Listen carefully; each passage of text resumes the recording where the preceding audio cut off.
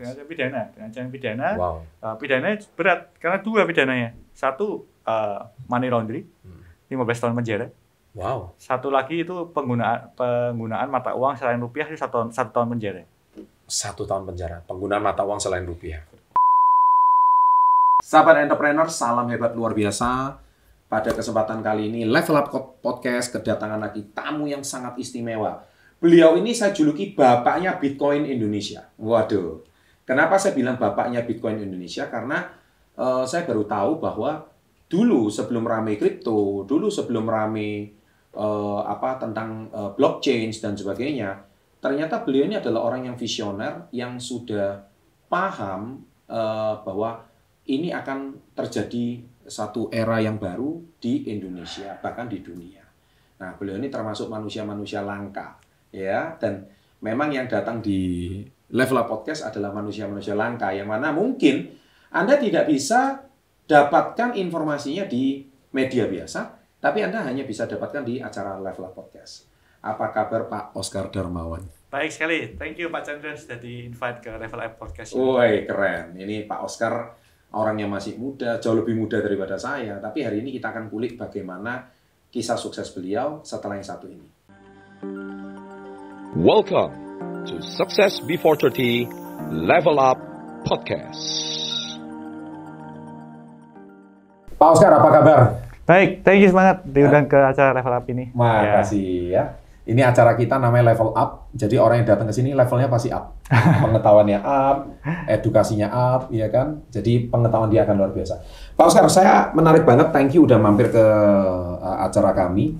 Saya ingin nanya beberapa hal ya. Yang pertama itu, kalau boleh tahu Pak Oscar ini lahir di mana tuh? Saya ini dari nada suaranya sudah kedengaran kan ya. Saya ini orang asli Semarang. Semarang. Ya. Jadi kalau orang Jawa Tengah itu mau sampai umur berapapun nadanya tetap medok. Betul, ya. betul. Kan Pak Presiden kita juga nadanya sama ya. Sama. Ya, jadi saya lahir di Semarang tahun 85. Ya. 85 ya. Di sini tertulis 15 Desember 85 ini. Ya, sebenarnya itu tanggal KTP saya. Tanggal KTP. Ya, tanggal aslinya deket-deket situ lah. Terus kemudian kalau saya perhatikan ini lulusan dari Monash ya. Ya, jadi saya kalau S1 saya itu dari Monash University, SMA saya dari Kolose Loyola. Di Semarang ya. Semarang. Oke, kita langsung masuk kepada inti. Wah, ini kalau bicara inti ini Pak Oscar ini kok melihat Bitcoin atau kripto itu bakal booming itu awal pertama kali itu kenalnya dari mana sih? Sebenarnya saya nggak melihat juga sih Pak kalau dikatakan gitu, karena itu kecelakaan awalnya. Ceritanya gimana? Kecelakaan. Tahun jadi, berapa ya? Kalau waktu itu kan karir saya baru mulai di Indonesia itu tahun 2010. Karena sebelum 2010 saya itu sibuk di Singapura. Oke. Jadi saya mulai usaha software house, di mana klien kita adalah pemerintah Indonesia dan pemerintah Singapura. Oke. Ya, contohnya aja kita tuh terlibat dalam project, salah satunya contohnya penjara Singapura. Oh. Jadi saya salah satu orang Indonesia yang pernah masuk ke dalam penjara Singapura. Oke. Tapi untuk membuat sistemnya. Oke. Dan ternyata penjara di sana bersih banget. Bersih banget. Ya, bersih banget. Ya, itu saya sangat surprise setiap kali ingat pengalaman itu. Iya. Ya, jadi tahun 2010 waktu saya mulai kembali ke Indonesia karena saya merasa saya lebih cocok di Indonesia daripada di Singapura. Kemudian saya mulai mengembangkan bisnis saya. Waktu bisnis saya mulai berkembang tahun 2013, tahun 2012, tahun 2013, saya ketemu partner saya, William Sutanto. Dia memberitahu saya tentang Bitcoin. Oh, oke. Ya. Tapi karena saya adalah orang yang cukup lama di dunia e-money, ya, jadi sebelum tren e-money sekarang di Indonesia, saya itu banyak terlibat dalam e-money internasional. Terlibat dalam arti banyak program-program, banyak project yang pakai e-money internasional. Jadi waktu itu sempat ada trennya e-money, e-gold, pernah dengar ya? E-gold, pernah. Liberty Reserve, terus kemudian ada money bookers, lain sebagainya. Cuma pengalaman saya di tahun 2006, semua e-money internasional itu pada akhirnya ditutup sama FBI. Ditutup FBI. Jadi kalau kita bicara e-gold, dia besar banget, benar-benar besar banget. Satu dunia hampir pakai e-gold. Iya. Kita bicara Liberty Reserve, satu dunia pakai Liberty Reserve. Iya. Money bookers, jangan ditanya lagi. Semua yang abu-abu sampai yang putih, semua pakai itu. Tapi pada akhirnya mereka semua ditutup sama FBI. Karena produk lintas negara itu produk yang selalu bermasalah dalam hal anti money laundering-nya. Anti money laundering. Nah, kalau bermasalah di anti money laundering-nya, akhirnya penerbitnya pasti akan ditutup sama FBI. Betul. Nah, waktu partner saya memberitahu saya tentang Bitcoin di tahun 2012, saya melihat ini nggak ada bedanya dengan e-money yang lain pasti, ya kan? Nah, terus kemudian tapi partner saya nggak menyerah, dia menceritakan ke saya sistemnya seperti ini loh, gini. Saya melihat, wow, ternyata memang beda dalam arti dia berjalannya desentralisasi. Tapi saya masih belum terconvince juga. Nah, baru tahun 2013, saya sama partner saya lagi ngobrol, dia bilang sama saya, dia mau ke Cina gitu. Dia mau ke Cina, saya tanya ngapain? Katanya dia mau mempelajari Bitcoin lebih dalam lagi, blockchain lebih dalam lagi.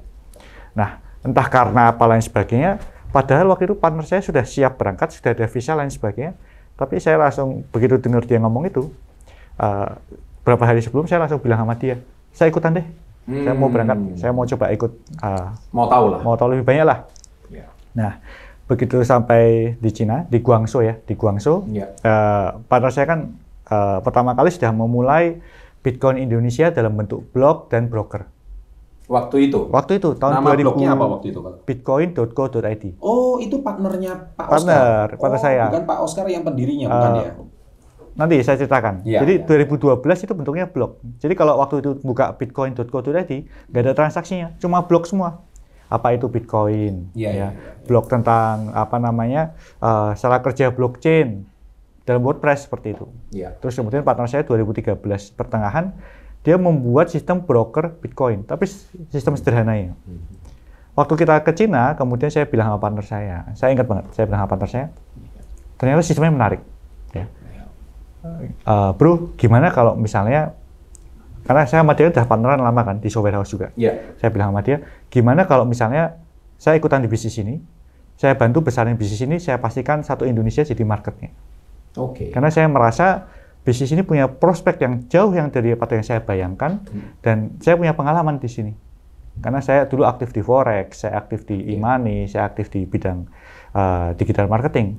Terus kemudian partner saya berpikir, dia mikir sebentar, terus dia bilang sama saya, ya why not, ayo kita partneran lagi, kita ubah blok dan broker kecil ini menjadi Bitcoin Exchange pertama di Indonesia.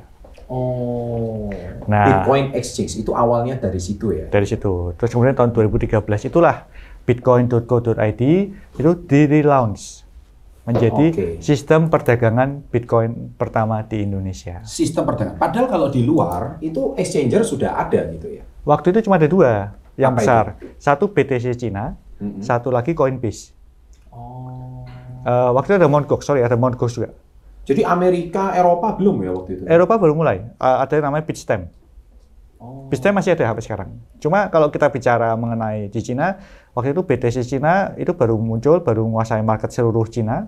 OKCoin baru mulai mau muncul. Huobi baru pemanasan ya. Terus kemudian kita waktu itu ke sana, saya ingat selisih perdagangan antara Cina sama US untuk Bitcoinnya itu selisihnya 25%. Harganya loh, 25%. Jadi kalau waktu itu kita beli di US, kita jual di Cina, profit 25%. Makanya saya ke Cina bareng sama partner saya, karena kita tahu bahwa untuk buka akun Bitcoin Exchange di Cina itu kita harus ke Cina, kita harus daftar di sana, kita harus punya banknya.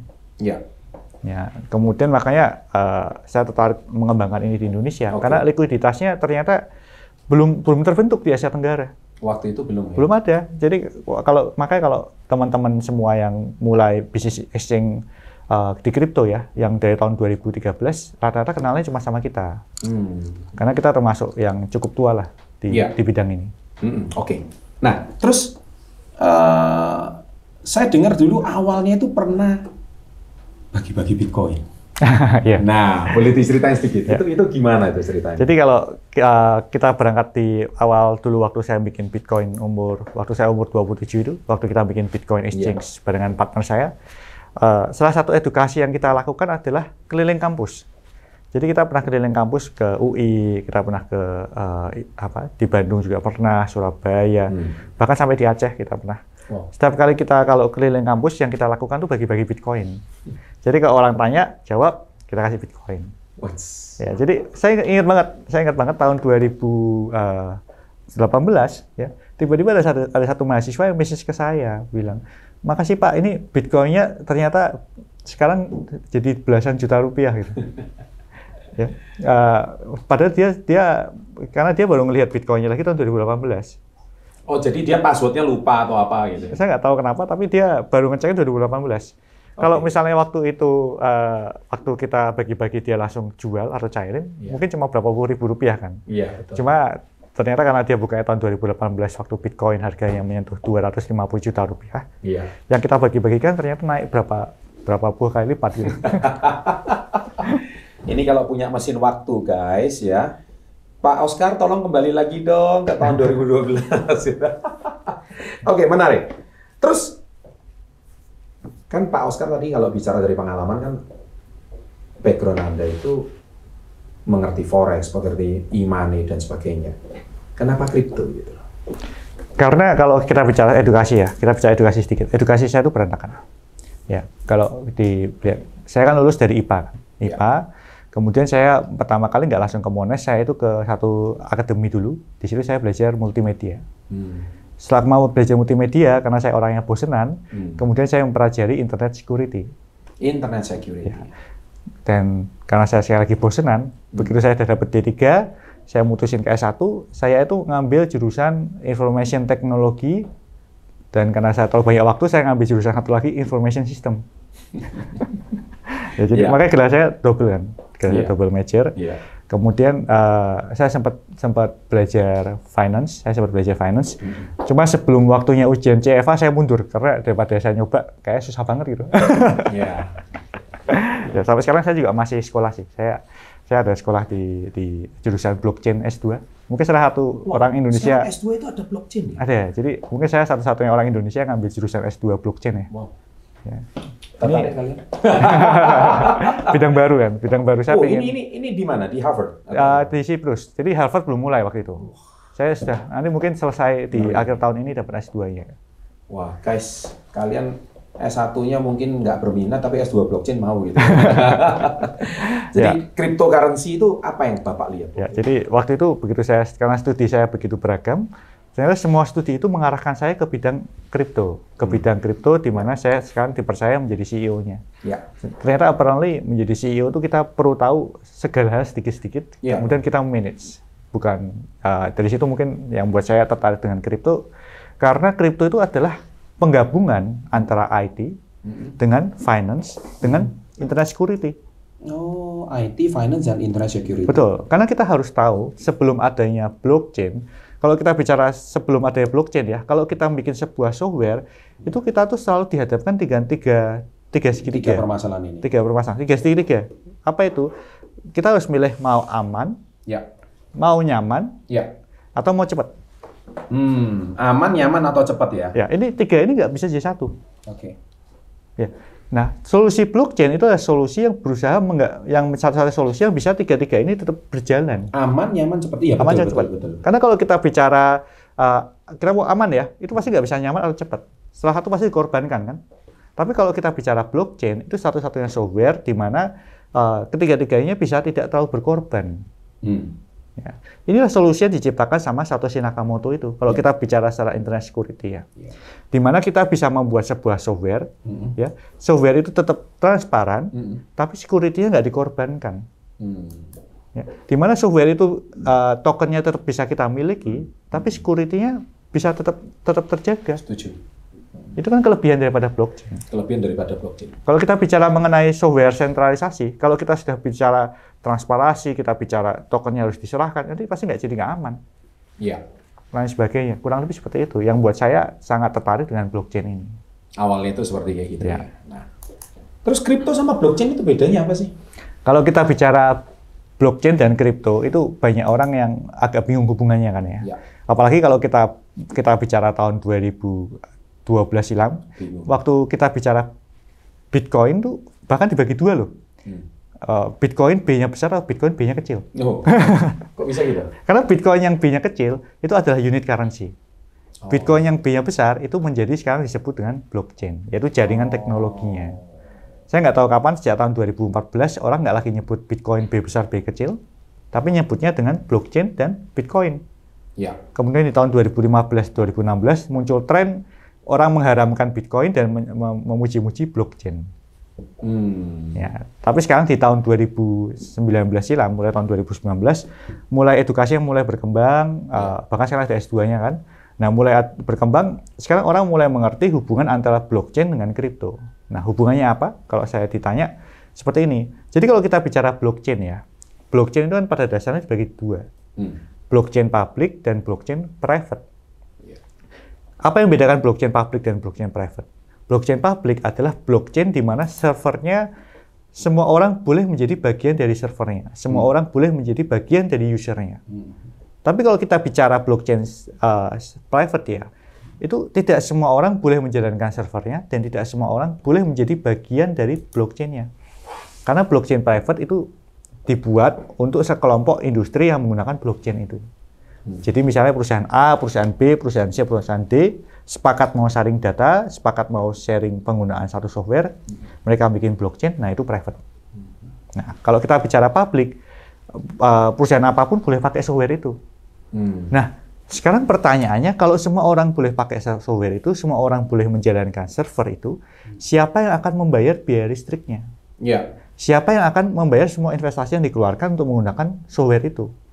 Nah, oleh karena itu di dalam sistem jaringan blockchain publik selalu ada skema insentif. Skema insentif itulah yang bentuknya berupa aset kripto. Ya. Jadi karena Anda sudah menjalankan servernya, karena Anda sudah bertugas memverifikasi transaksi dalam bentuk menjalankan server daripada blockchain publiknya, Anda mendapatkan token berbentuk aset kripto. Token berbentuk aset kripto. Nah, itu hubungannya. Jadi token itu selain buat insentif juga digunakan untuk sistem governance dan sistem utility daripada jaringan blockchain-nya. Guys, kalian semakin bingung atau semakin tahu? Tapi apa yang disampaikan sama Pak Oscar ini memang benar adanya. Karena tahun 2018 sendiri, saya bersama CEO-nya Hara, Pak Regi Wayu. Oh, Pak Regi. Iya. Terus saya juga sudah mulai edukasi blockchain, di mana kepala saya sudah mumet 1 minggu belajar what is this gitu ya. Dan akhirnya apa yang disampaikan kira-kira sama Pak Oscar ini, untungnya saya sekarang agak sedikit bisa ngimbangi. Kalau enggak saya juga bingung gitu ya kan. Nah, terus kok bisa terpikir membuat exchanger itu kenapa gitu awalnya itu? Karena kita ngelihat ekosistem blockchain ini kan banyak ya, ada miner, ada exchanger, kita bicara juga ada developer lain sebagainya. Tapi yang kita lihat yang kurang yang ada di Indonesia pada saat tahun 2013 itu adalah exchanger. Kenapa? Exchanger ya, karena kesulitan ya waktu itu. Karena likuiditas. Karena kalau kita nggak punya likuiditas di Indonesia, betul. Kita mau mengembangkan blockchain publik itu nggak akan bisa. Blockchain publik ya, bukan blockchain publik ya, nggak akan bisa. Kenapa? Karena kalau misalnya exchangernya. Contohnya blockchain publik itu apa? Bitcoin, Ethereum, ya. Bitcoin, BTC, Ethereum, Solana. Kemudian apa namanya? IOTA. Ya. Kemudian yang agak gelap contohnya Monero. Zcash. Itu kan semua blockchain publik. Blockchain publik. Publik ya? Publik, bukan publik. Nah, blockchain publik itu bukan berarti kalau udah blockchain publik nggak bisa jadi private ya. Karena Ethereum itu bisa jadi blockchain publik, dia juga punya software untuk private-nya. Terus bedanya sama contohnya kalau blockchain private seperti apa? Contohnya blockchain private itu dipakai, dikembangkan di di Shenzhen untuk transportasi keretanya. Oh, jadi utilisasinya untuk keretanya gitu? Betul, untuk tiket keretanya. Jadi server-servernya itu dijalankan oleh pemerintahnya dan partai yang terlibat dalam menjalankan operasional logistik itu. Itu udah dipakai sama kalau mereka kalau Indonesia kan GoPay gitu ya. Kalau mereka itu kan namanya apa sih? WeChat, ya? Alipay. Weixin ya. Kalau blockchain private itu kebanyakan malah bukan dipakai untuk payment.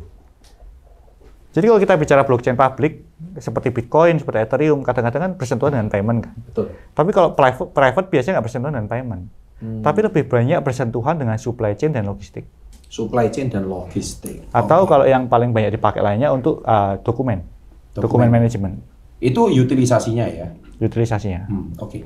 Jadi akhirnya masalah likuiditas akhirnya membuat terpikir untuk membuat exchanger di Indonesia. Karena kalau kita pikirin ya, sekarang kalau kita mulai dari miner, Kalau kita mulai dari miner, pada saat kita sudah dapat Bitcoin-nya, kita dapat Ethereum-nya, tapi kalau nggak ada Bitcoin exchange di Indonesia, kita mau jual di Cina, mau sampai kapan kita harus transfer dari Cina ke Indonesia gitu. Iya.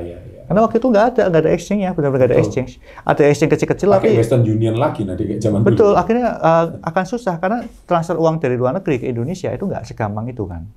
Iya, I see. Nah, Pak Oscar 2012 udah melihat. Sekarang waktu itu harga BTC masih berapa sih? Harga Bitcoin waktu itu masih di bawah 2 juta rupiah.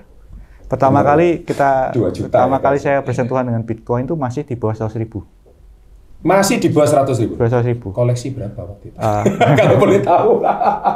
Ini pertanyaan netizen, bukan pertanyaan saya. Ini pertanyaan netizen. Ini sesuatu yang nggak bisa saya diskusi di sini.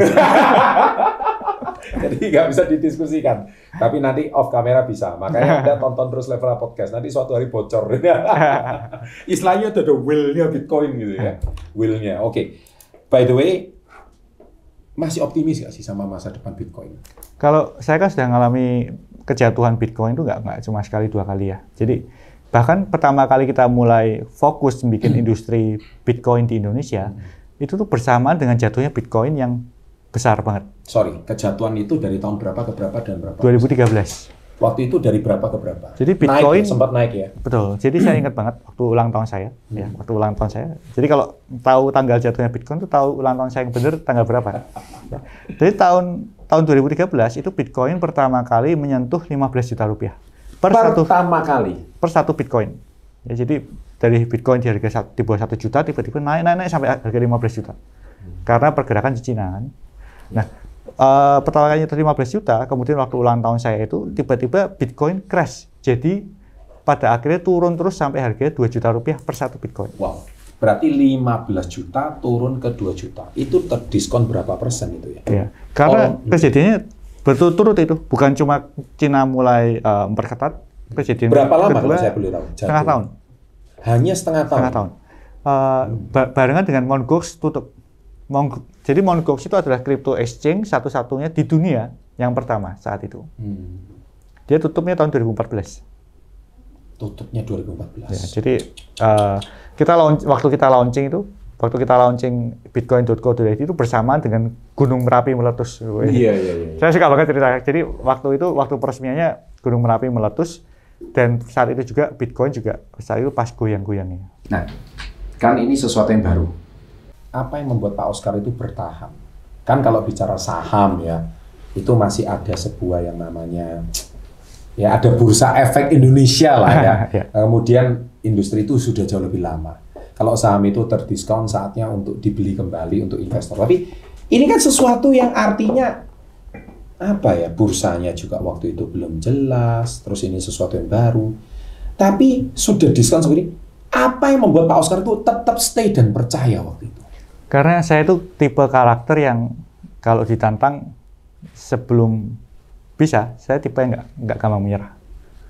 Mungkin kalau ditanya sifat karakter utama saya itu di persistence. Jadi kalau ditantang suatu hal dan semakin susah tantangannya, saya itu makin ngejar. Itu karakter saya sih. Mungkin itu alasan kenapa partner saya percaya saya jadi CEO-nya bitcoin.co.id. Karena begitu kita launching, selain tantangan ini ya, tantangan berikutnya adalah tahun 2015 itu saya dipanggil Bank Indonesia. Waktu itu disuruh klarifikasi atau? Disuruh klarifikasi bisnis apa yang kalian lakukan dan apakah mengganggu perekonomian di Indonesia.